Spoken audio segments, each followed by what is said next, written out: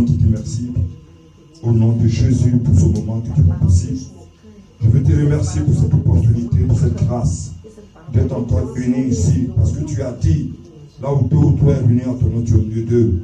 Et nous prions que ta présence soit parfaite, par des signes et des prodiges, au nom de Jésus. Bénis, Seigneur, ta parole, bénis le cœur et fais-nous voir ta gloire dans le nom puissant de Jésus, le Fils de Dieu que nous prions. Amen, amen, amen, amen.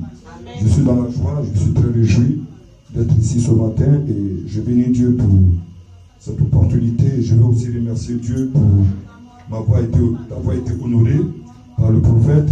Ce matin, le Seigneur a mis sur mon cœur un message que je veux partager avec vous et ça sera aussi des dimensions un peu internationales. Je veux parler sur l'union, l'impact de l'union, parce qu'aujourd'hui c'est une confusion dans ce bas monde.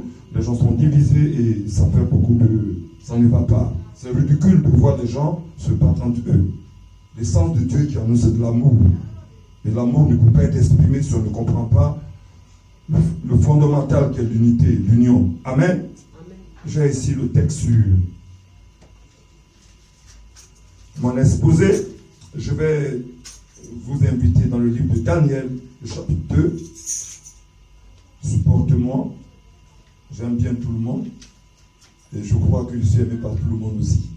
Alléluia. Amen. Si tu n'as pas l'amour, c'est difficile. Si tu n'as pas l'amour, c'est très difficile. Et ça rend cette humanité. Il y a des gens qui sont lépreux, malades parce qu'ils n'ont pas d'amour. Daniel, le chapitre 2, à partir du verset 17 à 21. Je veux lire cela. Ok. Daniel 2.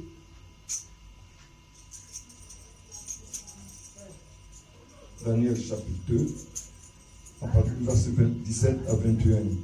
Vous prenez tout le chapitre de Daniel chapitre 2 pour comprendre, mais pour gagner du temps. Nous allons commencer à partir du verset 17. Voici ce que dit les Écritures. Ensuite, Daniel alla dans sa maison et il instruit de cette affaire Ananias, Michaël et Azaria, ses compagnons, les engageait à implorer la miséricorde de Dieu des cieux, afin qu'ils ne fussent pas périr Daniel et ses compagnons avec le reste des sages de Babylone. Alors le secret fut révélé à Daniel dans une vision pendant la nuit. Et Daniel bénit le Dieu des cieux. Daniel prit la parole et dit, béni soit le nom de l'Éternel, béni soit le nom de Dieu, l'éternité à l'éternité, qui à lui appartient la sagesse et la force.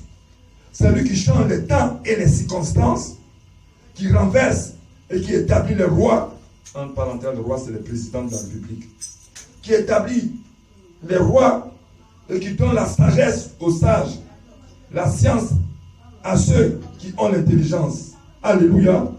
Seigneur, bénis cette parole et fais-nous grâce, afin que nous puissions être connectés à ton trône pour recevoir ta grâce et ta miséricorde au nom de Jésus-Christ. Amen.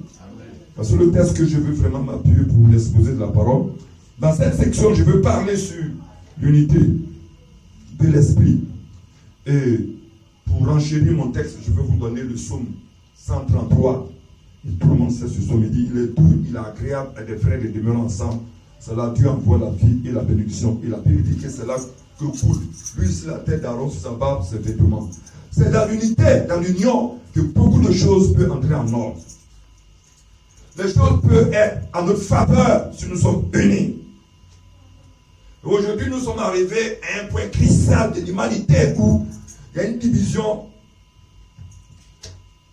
quasiment vraiment diabolique.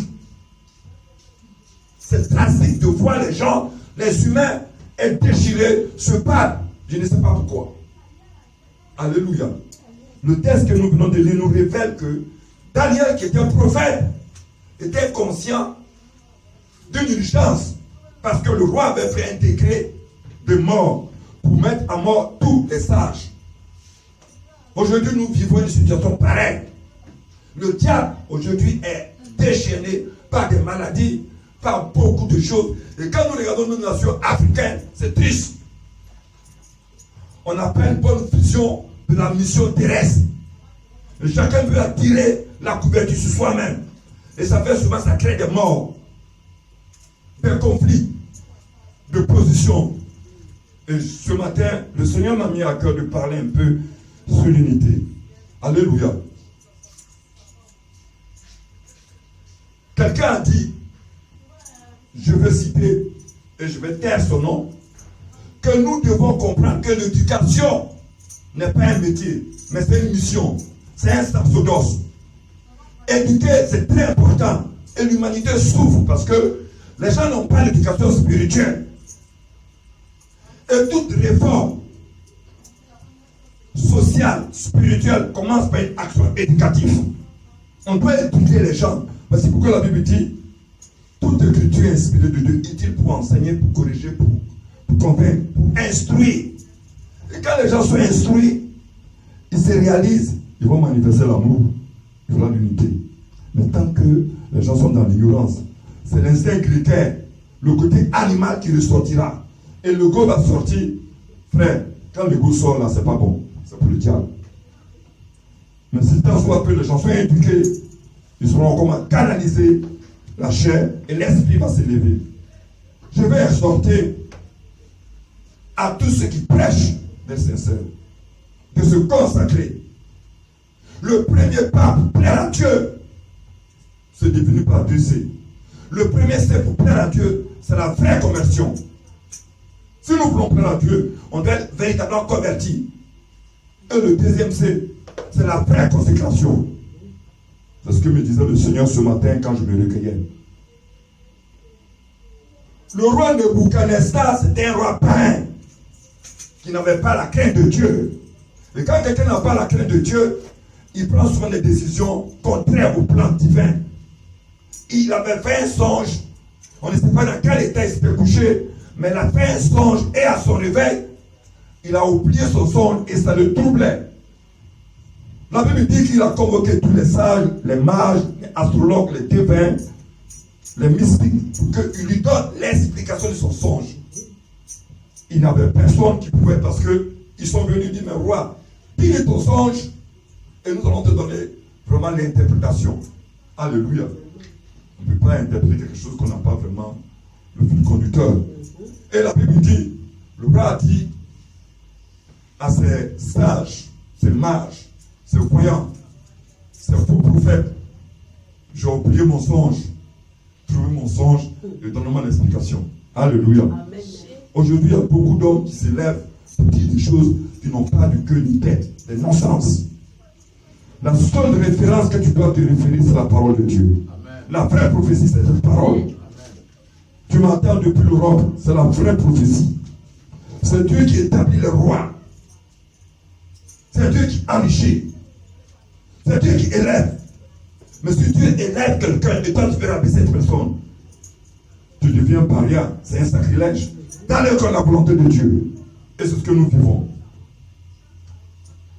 Le Seigneur nous met dans une condition extrême pour nous montrer que nous ne sommes que des hommes. Et quand le roi a demandé à ces soi-disant spirituels hommes de Dieu, ils n'ont pas pu donner au roi l'interprétation. Et la Bible dit que Daniel a été informé de la mesure drastique, draconienne que le roi avait arrêtée. La mise à mort de tous les sages. Il y a des mesures qui font qu'on doit comprendre, s'élever et s'unir, afin que la gloire revienne au Seigneur. Je vais interpeller nos hommes de Dieu africains de ne pas se hisser dans ce qui ne concerne pas. Chacun a son canevas. Quand tu es un homme de Dieu, tu dois amener les gens équilibrés. Moi, je n'ai pas de parti pris. Hein? Non, non. Mon parti, c'est le ciel. J'aime tout le monde. C'est ce que la Bible dit. Il dit, aimez votre ennemi. Bénissez ceux qui vous maudissent. Faites bien à ceux qui font du mal. Mais quand on attend aujourd'hui, dans les milieux évangéliques, dans les milieux vraiment chrétiens, c'est très ridicule de voir que les gens dans les partis pris. Je ne peux pas m'étendre. m'oriente sur ça, ce n'est pas mon sujet. Mais je veux souligner qu'un vrai homme de Dieu doit discerner l'esprit. Parce que ce qui caractérise un vrai homme de Dieu, il y a 3 points que je vais révéler. Un vrai homme de Dieu doit amener les gens à la compréhension de la parole. 2, amener les gens à la communion. Et 3, à l'unité de l'esprit. Quelle que soit sa croyance, quelle que soit sa conviction, sa dénomination, s'il amène les gens à la compréhension, amène les gens à la communion, à l'unité de l'esprit, il a le point esprit.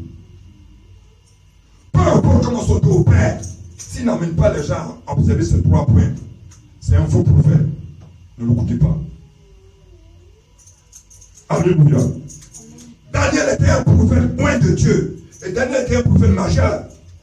Quand il a appris le décret, la Bible dit qu'il allait voir Arjoc, qui était le chef de camp du roi. Et il a demandé pourquoi le roi a pris une telle mesure. Et quand Daniel a été informé de la situation, il a dit, mais amène-moi chez le roi. Et quand Daniel est arrivé chez le roi, la Bible dit que Daniel a demandé au roi de lui donner du temps. Il va consulter son Dieu. Alléluia.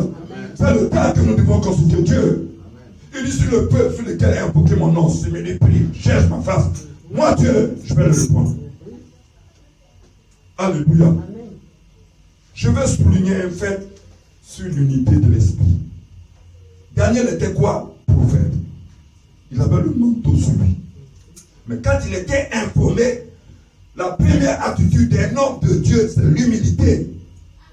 Daniel s'est humilié, il allait vers ses frères, ses compagnons, qui étaient inférieurs à lui. Il n'a pas considéré sa grandeur, son onction. Mais la Bible dit qu'il allait vers Shadrach, Meshach, Abednego, pour les informer de la situation drastique. Il y a des situations, tu ne peux pas toi seul mener le combat. Peu importe l'onction que tu as, la position que tu as, les qualités que tu as, le charisme que tu as, il y a des situations, tu as besoin de ça. Daniel était prophète. Il pouvait dire, oh, comme je suis prophète, je vais faire 21 jours de jeûne, ou 3 jours de jeûne, ou 40 jours de jeûne, pour que Dieu me révèle le son du roi et l'interprétation. Mais pourquoi Daniel va vers Shadrach, Meshach, Abednego? That is the question. Si cela a été fait, c'est pour nous enseigner que il y a des situations, on va vers les autres, même inférieurs à toi. Dieu résiste aux orgueilleux, il fait grâce aux uns. Daniel a cultivé simplement cette nature d'humilité. Et quand il allait vers Shadrach, Meshach, Abednego, la Bible dit, quand on lit au verset 17, bien comment encore, ils ont imploré la miséricorde divine. Je vais interpeller tous les pasteurs africains d'implorer la miséricorde divine sur l'Afrique. Il y a un vent qui souffle sur l'Afrique. Un vent méchant, les gens sont très égoïstes. On ne peut pas laisser prise. Frère, la mort va te frapper un jour. Et quand tu vas te trouver dans le trône de Dieu, tu vas comprendre que tu as porté en touche. Ce qui n'est pas à toi quand tu forces là, ça t'entraîne vite à la mort. Daniel allait voir ses amis. Et la Bible dit qu'ils ont prié, Père commun encore. L'unité. Écoutez-moi bien. Je vais lire un passage qui nous enseigne là-dessus, sur l'humilité. C'est très important, bien aimé, d'être un, d'avoir la nature de Christ. Dans Philippiens, le chapitre 2, la Bible dit, après le verset 2, il dit, rendez-moi joie parfaite, ayez un même sentiment, un même amour, une même âme, une même pensée. Ne faites rien par esprit de parti ou vaine gloire, mais que l'humilité vous fasse regarder les autres comme étant au-dessus de vous. Que chacun de vous, au lieu de considérer ses propres intérêts, considère ceux des autres. Ayez en vous les sentiments qui sont en Jésus-Christ, lequel existait en forme de Dieu, n'a point regardé comme une proie arrachée être égal à Dieu, mais s'est dépouillé lui-même en prenant une forme de serviteur, en devenant semblable aux hommes et ayant apparu comme un saint homme, il s'est humilié lui-même, se rendant obéissant jusqu'à la mort à la croix. C'est pourquoi Dieu l'a souverainement élevé. Il lui a donné le nom qui est au-dessus de tout le nom. Alléluia. L'humilité précède la gloire. On recherche la puissance, l'autorité, mais c'est dans l'humilité que Dieu, la puissance, l'onction se manifeste. Et l'apôtre Paul avait expérimenté cela. Il nous enseigne d'avoir les sentiments, les pensées qui sont en Christ. Que personne ne recherche sa propre gloire, mais de chercher celle des autres. C'est ce qu'il a fait Daniel. Daniel pouvait se retirer seul, aller prier après. Il dit, moi, Daniel, prophète, le moi. Mais il avait compris que l'union fait la force. On dit, il s'est humilié, le verset 8, s'est humilié lui-même, en prenant la forme, se rendant obéissant jusqu'à la mort à la croix. J'ai compris que l'humilité, c'est l'obéissance totale à la parole. C'est dans l'obéissance que Dieu va t'élever. C'est dans l'humilité que Dieu va t'élever. Et c'est dans le service des autres que Dieu te lèvera. Jésus a dit, les gens sont venus voir Jésus. On dit, mais qui est le plus grand parmi nous? Il a pris un petit enfant, il a mis ce petit enfant au milieu d'eux. Il dit, celui qui ne se répand pas, ni ne se convertit pas, il ne fera pas ma gloire. Mais celui qui fait le plus grand, qui devient comme ce petit enfant. Et il a dit encore, celui qui veut le plus grand parmi vous, qui devient le serviteur des autres. Les gens veulent plus servir, ils veulent qu'on les serve. Mon frère, moi je ne vais pas te servir. Moi je sers le Seigneur. Ne servez personne sur cette terre, servez le Seigneur. Ne mettez pas votre foi dans un être, mais mettez votre foi dans la parole. La Bible dit maudit est qui se confie dans l'homme. Il dit maudit est qui se confie dans l'homme, qui prend la chair pour appui. Daniel ne s'est pas appuyé sur sa chair. Mais il dit béni est celui qui se confie dans l'éternel. Il s'est appuyé sur l'éternel. Il a compris que si deux personnes s'accordent sur une chose à demander, Dieu le fait. L'impact de l'union, c'est quoi? C'est que l'union amène, tu vois, la discipline. Quand les gens s'unissent, ils peuvent s'accorder, ils peuvent se discipliner. Et la discipline nous fait travailler bien. C'est pourquoi j'aime la devise de mon pays. Union, discipline, travail. Mais les gens ne sont pas unis. Comment veut-il qu'ils puissent être disciplinés? Il y aura du désordre. Les gens vont commencer à piller, tuer. Ça, c'est la gloire de Satan. Nous ne voulons plus de ça dans notre nation. Amen. Nous ne voulons plus de ça en Afrique. Nous ne voulons plus de ça dans ce monde. Jésus a dit jusqu'à présent qu'on perd agir, j'agis. Il a dit en vérité, celui qui écoute ma parole et qui croit celui qui m'a envoyé, il dit à la vie. Il vient plus en jugement, mais il passe de la mort à la vie. Voici le message que le Seigneur m'a dit de prêcher aux humains. Matthieu 5, verset 25. Il dit en vérité, l'heure est venue où les morts entendront la voix des fils de Dieu. Et ceux qui l'ont entendu vivront. On n'a pas besoin des échos, on a besoin d'écouter la voix. La voix après la résurrection. La voix après la délivrance. La voix chasse les démons. La voix de Dieu restaure. Amen. Pas besoin de la voix de Dieu. Alléluia. Le psaume 29 parle. Il dit la voix de Dieu enfante les biches. La voix de Dieu fait trembler le désert. La voix de Dieu opère des miracles. Daniel était la voix de Dieu pour son temps. Mais Daniel avait des partenaires, des compagnons. Tout homme doit avoir des partenaires de prière. Tout homme qui veut exceller, réussir dans sa vie, dans le ministère, dans l'entreprise qu'il a commencé, il doit avoir des Shadrach, Meshach, Abednego. Tu n'as pas de Shadrach, Meshach, Abednego, tu vas expérimenter une mort précoce. Parce qu'il y a des démons qui vont s'élever contre toi.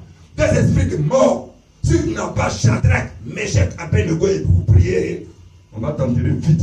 Et nous, on continue le show. C'est le show de Dieu, ce n'est pas le show des noms. C'est le show de Dieu. Amen. Et Dieu m'a qualifié, dit mon fils, prêche l'évangile. Exhorte, censure, reprends. Ne fais pas de compromis pour l'évangile. Aujourd'hui, beaucoup de personnes pensent que l'évangile, c'est un commerce. Non. Je ne suis pas en train de l'abaisser les gens. Chacun a reçu un appel. Moi, ce que j'ai compris, J'ai reçu gratuitement, je donne gratuitement. Mais je sais aussi que l'ouvrier mérite son salaire. Je vais chercher à chuter. Parce que je voulais quand même mettre l'accent sur l'unité. Daniel s'est uni avec Shadrach, Meshach, Abednego. Quand ils ont prié, Dieu a révélé à Daniel le songe du roi et l'interprétation du songe. Regardez ce que Daniel va dire au verset 21. Il dit c'est Dieu qui change les temps et les circonstances. Ce que l'union produit, ça apporte des changements favorables. Tant soit peu si l'Église peut s'unir, la puissance de Dieu va transformer cette humanité. Nous allons avoir des chefs d'État convertis, remplis du Saint-Esprit, des maires convertis, remplis du Saint-Esprit, des députés convertis, remplis du Saint-Esprit. Et vous verrez que on va s'appuyer sur les lois divines pour vraiment dicter des lois à l'hémicycle. Mais si l'Église reste là divisée, ça c'est le problème. Ne soyez plus ridicules. Prêchez l'évangile. Pasteur prêche l'évangile. Prophète prêche l'évangile. L'un n'est plus aujourd'hui à être divisé. Mais l'un est assimilé, aller vers le plus petit et les associer à ce que tu fais. Dieu te bénira. Amen. Alléluia. Amen. L'union fait la force. L'union fait la force. Amen. Et quand Daniel est allé vers le roi, et quand il est arrivé au roi, son songe, le roi a compris que Daniel avait un esprit supérieur. Amen. Écoutez, le Saint-Esprit est l'esprit supérieur. Et il faut le Saint-Esprit agir en vous. Mais le Saint-Esprit ne peut jamais agir si vous n'êtes pas un. Le Saint-Esprit ne peut rien faire tant que tu n'es pas un. Quand je suis arrêté Lazare, la Bible dit qu'ils sont venus vers Jésus. Et nous voulons voir. Nous voulons voir Jésus. Ils sont venus voir Philippe. Philippe allait voir André. Et André et Philippe ont dit, Maître, il y a des gens qui veulent te voir. Je lui ai dit, l'heure est venue où le Fils de l'homme va être glorifié. C'est là où Dieu veut glorifier son nom. Dieu veut se glorifier dans tout ce que tu fais, ton commerce, ton ministère, tes entreprises, tes finances. Dieu veut se glorifier. Amen. Mais la condition, il dit, si le grain de blé qui tombe à terre reste, il ne porte pas de fruit, mais s'il meurt, il faut renoncer un peu à ton moi. C'est ce qui empêche la puissance de Dieu d'agir. Il faut qu'on renonce un peu dans son père nous-mêmes. C'est ce que Daniel a fait. Quand tu renonces à toi-même, tu peux tenir aux autres. Mais quand tu veux rester dans la hauteur, mon frère, tu vas rester seul là-bas. Et quand tu es seul, tu peux tomber. Amen. Ce matin, je ne voulais pas monopoliser votre temps. Je voulais dire à ceux qui m'écoutent depuis l'Europe, les États-Unis, ceux qui ont des présidents, qui ont des pays, qui sont dans des pays où il y a des conflits entre des politiciens, de prier pour eux. Peut-être que tu as ton candidat, mais prie. Parce que c'est Dieu qui établit le roi. Ce n'est pas, c'est Dieu qui établit le roi. Dieu a pris Joseph. Il a établi en Égypte. Il a pris Daniel. Il a établi à Babylone. Il a pris Cyrus pour partir son temps. Il fait ce qu'il veut. Il fait ça pour notre bien. C'est pourquoi je veux chuter avec ça et exhorter les gens les uns les autres de avoir profil bas. Ça s'agit de rester dans les lignes des Écritures et de ne pas donner fausse prophétie pour trouver les gens. La vraie prophétie, c'est la Bible. Que le nom du Seigneur soit béni. Il y a une puissance dans l'union. Il y a une puissance dans l'union. L'homme et la femme doivent s'unir pour prier. Dieu les bénira. Les enfants vont grandir dans la crainte de Dieu. L'église doit s'unir. Les pasteurs doivent s'unir. Les fidèles doivent s'unir. Le peuple doit s'unir. Et nous verrons la gloire du Seigneur. Que le Seigneur soit béni. Amen.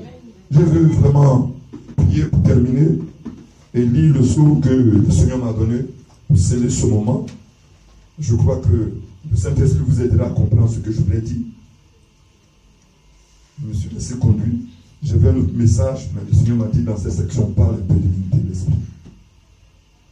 De façon très sensible. Je rencontre des amis pasteurs souvent. J'entends beaucoup de choses. Et j'avoue que ça me donne la sueur froide dans le dos souvent quand j'entends les bombes qui devaient aider les gens.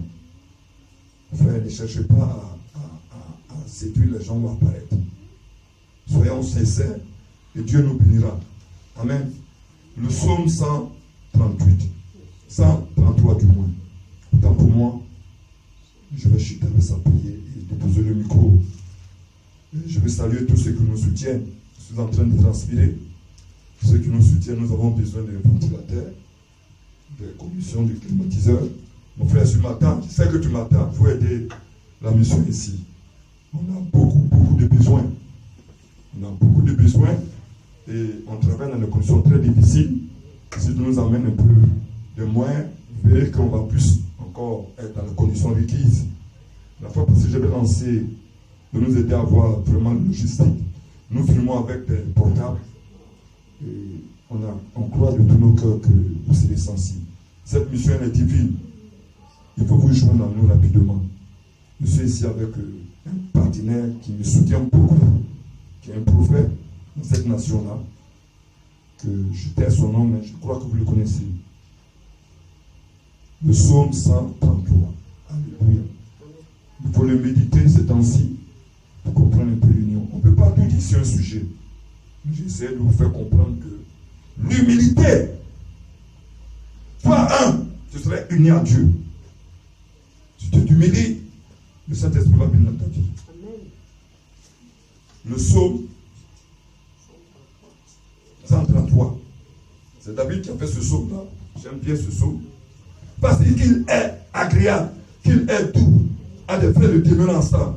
C'est comme l'huile précieuse qui répand sur la tête, qui descend sur la barbe d'Aaron, qui descend sur le bord de ses vêtements. C'est comme la rosée de l'Hermon qui descend sur la montagne de Sion. C'est là que l'Éternel envoie la bénédiction, la vie et pour l'éternité. On dit que c'est dans l'union que Dieu envoie la bénédiction, dans l'union, la vie pour l'éternité. Alléluia. Bien-aimés, cherchez à vous unir, gens. Apprenez à pardonner ceux qui vous ont offensé. Priez pour ceux qui vous maltraitent. Rentrez dans cet élan d'amour. L'amour est plus puissant que la haine, mais le pardon est plus grand. Tendre au Père Céleste, c'est ce que je vais te demander de reposer ta main sur cette parole, afin que toute personne qui aura l'opportunité d'entendre cela, que cela fasse un impact, transforme sa vie, parce que c'est toi qui change les temps et les circonstances. Je prie que ceux qui sont malades soient guéris. Ceux qui sont sur le jour de la malédiction, que ce jour soit brisé, afin qu'ils expérimentent la bénédiction, que ceux qui cherchent des emplois, que les portes soient ouvertes. Seigneur, bénis le foyer, bénis les enfants, et je prie pour cette entrée, que tu fasses souffler ton vent, afin de nous assister, au nom de Jésus. Bénis la nation ivoirienne, bénis l'Afrique, bénis l'humanité.